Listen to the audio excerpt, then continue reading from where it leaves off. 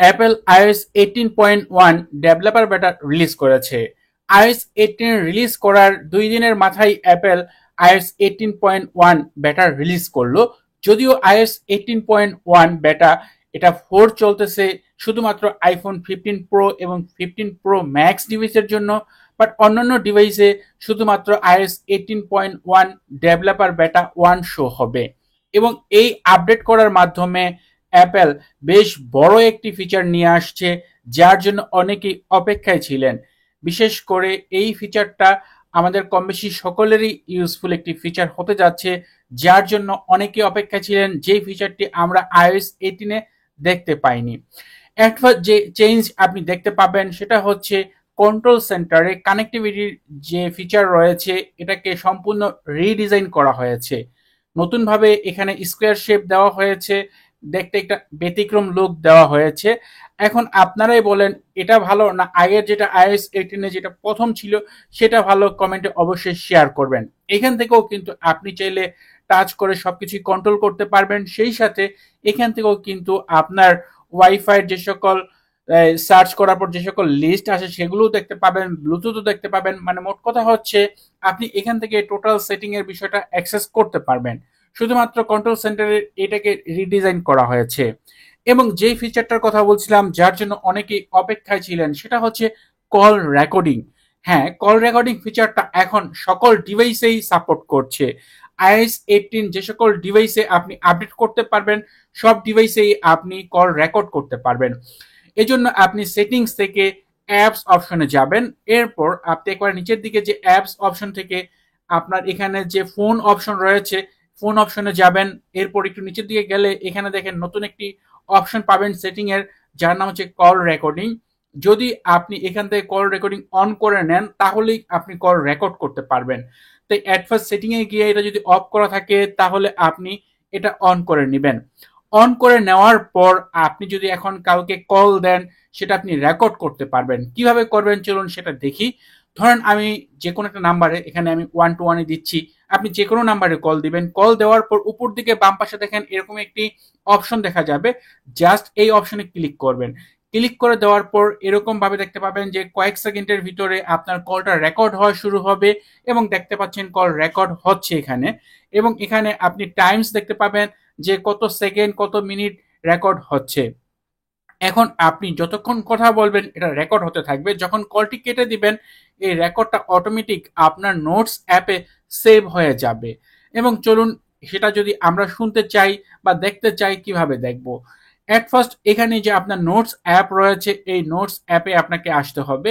এরপর এখানে নোটস অ্যাপটি আপনি ওপেন করে দিবেন। তাহলে দেখবেন কল রেকর্ডিং নামে একটি ফোল্ডার হয়ে গেছে। আপনি এই কল রেকর্ডিং ফোল্ডারে চলে যাবেন। তাহলেই কিন্তু এখানে আপনার কল রেকর্ডগুলো পাবেন। আপনার যদি সেভ করা নাম্বারে ফোন দেন তাহলে সেই নাম্বারে কিন্তু সেই কল রেকর্ডটা সেভ হবে, মানে নাম শো হবে। এখান থেকে আপনি প্লে করতে পারবেন।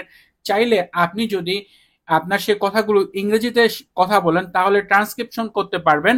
মানে কথাগুলোকে আপনি এখান থেকে একেবারে স্টেপ বাই স্টেপ আপনি প্রায় স্ক্রিপ্টের মতো লিখতে পারবেন। এছাড়া আপনি থ্রিডরে ক্লিক করে এখান থেকে আপনার সেই কল রেকর্ডটাকে সেভ করতে পারবেন ফাইলস অ্যাপে। শুধুমাত্র কল রেকর্ডের অডিওটা শেয়ার করতে পারবেন যে কোনো জায়গায় এবং চাইলে আপনি এখান থেকে ডিলিটও করে দিতে পারবেন। বেশ চমৎকার ফিচার।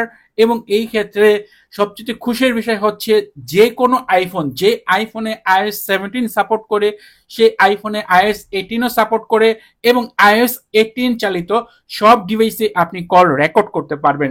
এটা যে আগে ছিল, আগে আইফোন 15 প্রো এবং 15 প্রো ম্যাক্স ডিভাইসের জন্য ছিল, বাট এখন আপনি 10R বলেন, 10s বলেন বা 10s max, iPhone 11 series, 12 series, 13 series, 14 series এবং 15 সিরিজ সহ লেটেস্ট 16 সিরিজ সহ সকল ডিভাইসেই আপনি কল রেকর্ড করতে পারবেন এই পদ্ধতিতে।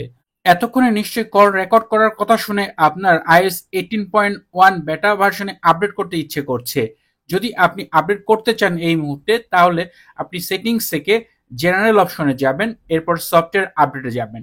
এখানে আপনি এই বেটা আপডেট যে অপশনটি রয়েছে এখানে ক্লিক করবেন। যদি আপনার এখানে অফ করা থাকে তাহলে এখানে iOS 18 ডেভেলপার বেটা সিলেক্ট করবেন।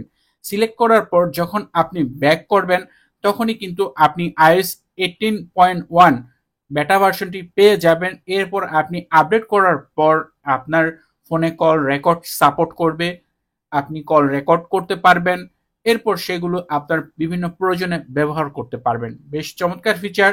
তাই যদি আপনি আপডেট করতে চান এই মুহূর্তে বেটা ভার্সন আপডেট করতে পারেন, কারণ বেটা ভার্সনটাও কিন্তু এখন বেশ স্টেবল হয়ে গিয়েছে। এছাড়া এই আপডেটে আহামরি তেমন কোনো চেঞ্জ নেই, জাস্ট কিছু বাগ ফিক্স করেছে। যে সকল বাগ ছিল সেগুলো অ্যাপেল এই আপডেটে কিছুটা হলো ফিক্স করেছে। এছাড়া সবচেয়ে ইম্পর্টেন্ট যে বিষয় সেটা হচ্ছে আপনার ডিভাইসে সব সময় আপনার যে অ্যাপগুলো আপনি ব্যবহার করেন এগুলো আপডেট রাখবেন। এর মাধ্যমে আপনার ফোনে হিটিং ইস্যু কম হবে। এছাড়া আপনার ফোনের যে চার্জ এটাও কিন্তু খুব কম যাবে। তাহলে আপনি নিয়মিত আপনার যে অ্যাপগুলো রয়েছে এগুলো আপডেট রাখবেন। এছাড়া কন্ট্রোল সেন্টারে যে সকল ফিচার আমরা ব্যবহার করতে পারি, এখানে বেশ কিছু নতুন ফিচার অ্যাড করা হয়েছে। বিশেষ করে বিভিন্ন অ্যাপ আইকন অ্যাড করা হচ্ছে। আগে যেটা শুধুমাত্র অ্যাপ থেকে আপনি শর্টকাটের মাধ্যমে এখানে বিভিন্ন অ্যাপ ইউজ করতে পারতেন, বাট এখানে বর্তমানে ইনস্টাগ্রাম, টুইটার, যেটাকে বর্তমানে এক্স বলা হয়, এই টাইপের বিভিন্ন আইকন আপনি দেখতে পাবেন নতুন এই আপডেটে। এছাড়া অ্যাপেল ইন্টেলিজেন্ট নিয়ে কথা বললে, অ্যাপেল ইন্টেলিজেন্ট বেশ ইউজফুল একটি ফিচার, এবং এই ক্ষেত্রে অ্যাপেল ইন্টেলিজেন্ট আমাদের বাংলাদেশে কিন্তু সাপোর্ট করে না।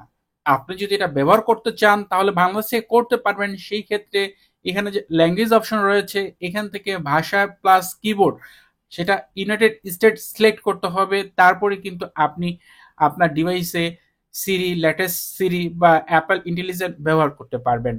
এছাড়া এই আপডেটও কিন্তু ক্যামেরা অ্যাপের যে পজ বাটন রয়েছে এটাকে আরো ফাস্ট করা হয়েছে। কারণ আগের আপডেটে iOS 18 এর যে এটা ছিলই, সেই ক্ষেত্রে এটা একটু লো ছিল। বিশেষ করে আপনি এক স্ক্রিন থেকে আরেক স্ক্রিনে যখন যাচ্ছিলেন সেই ক্ষেত্রে সেটা স্পষ্টভাবে বোঝা যাচ্ছিল। এটাকে আরো স্মুথ করা হয়েছে, এখন অনেকটাই কম বোঝা যায়, এবং যখন উপর দিকে আপনি এটাকে পজ করবেন আপনি উপর দিকে লেখাও দেখতে পাবেন। তো এই ফিচারটাকে আরো সম্পূর্ণভাবে অ্যাপেল বাগ ফিক্স করে নতুন এই আপডেটে পুশ করেছে। এছাড়া iOS 18.1 এ আপনি ফটোস অ্যাপে ক্লিন আপ ব্যবহার করতে পারবেন। যে কোনো ছবি থেকে অবজেক্ট রিমুভ করতে পারবেন। জাস্ট এখানে ক্লিক করার পর ক্লিন আপে ক্লিক করে আপনি যে কোনো অবজেক্টের উপরে এভাবে করলেই দেখবেন সেটা গায়েব হয়ে গেছে বা ভ্যানিশ হয়ে গেছে। এভাবে চাইলে আপনি বিভিন্ন ধরনের ছবি থেকে, আমি আরো দেখাচ্ছি একটা, যেমন এখানে ক্লিক করার পর ক্লিন আপে ক্লিক করলে জাস্ট আপনি মার্ক করে দিবেন, তাহলে দেখেন। এবং এটা এত চমৎকারভাবে কাজ করে মানে বোঝার কোনো উপায় নাই। এই ধরনের কাজ করার জন্য বিভিন্ন ধরনের পেইড অ্যাপ রয়েছে। সেই পেইড অ্যাপগুলোও কিন্তু এত ভালোভাবে, এত পারফেক্টলি এখান থেকে অবজেক্ট রিমুভ করতে পারে না, যেটা অ্যাপেলের এই ফিচারটা করতে পারে।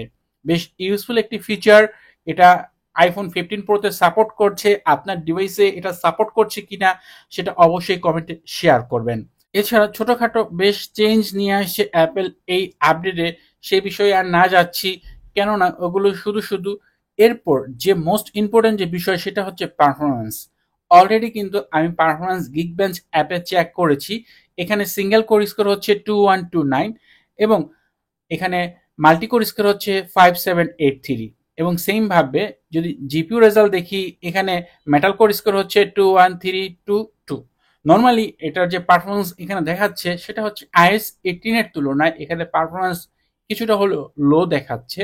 বাট হয়তোবা যেহেতু এটা বেটা আপডেটস, হয়তোবা ফাইনাল আপডেটে এটা ঠিক হয়ে যেতে পারে। হয়তো আমরা আগামী মাসে অক্টোবর মাসে এটার ফাইনাল আপডেট দেখতে পাবো। এর ভিতরে এই বেটা আপডেটস এর কয়েকটি ভার্সন বের হবে। হয়তো আগামী সপ্তাহে আমরা নতুন আরেকটি ভার্সন দেখতে পাবো, নতুন কোনো ফিচার থাকতে পারে। সেই সাথে হয়তো যে সকল বাগ বর্তমানে এই ভার্সনে রয়েছে সেগুলো ফিক্স করতে পারে।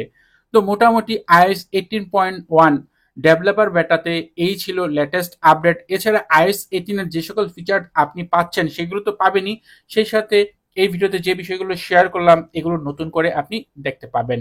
আশা করি ভিডিওটি আপনার জন্য উপকারী হবে। যদি ভিডিওটি আপনার কাছে ভালো লাগে তাহলে অবশ্যই ভিডিওতে লাইক দিবেন, কমেন্ট করবেন। চ্যানেলটি সাবস্ক্রাইব না করা থাকলে নিয়মিত আইফোন রিলেটেড ভিডিও দেখার জন্য চ্যানেলটি সাবস্ক্রাইব করে নেবেন।